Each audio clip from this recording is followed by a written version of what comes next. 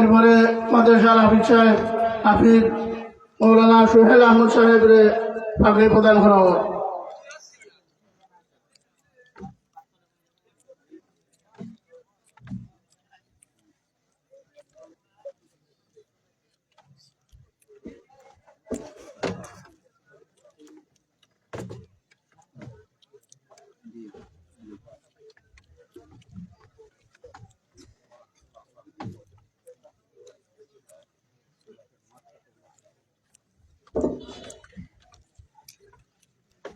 মুহতারাম হাজিরিন কেরাম,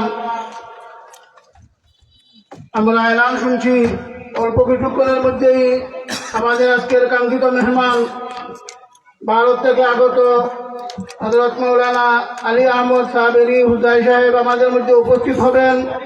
তার আগ মুহূর্তে হযরত আমার